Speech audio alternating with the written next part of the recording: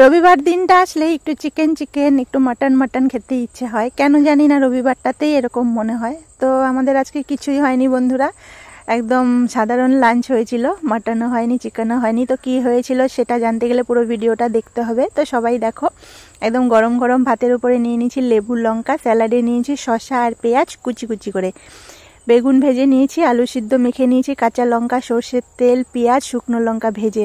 এত সুন্দর হয়েছিল না খেতে, গন্ধটা তো খুব সুন্দর লাগছিল। আর তার সাথে ছিল বিউলির ডাল, বাঁধাকপি ধনেপাতা পেঁয়াজ কাঁচা লঙ্কা দিয়ে পকোড়া করে নিয়েছিলাম একটা।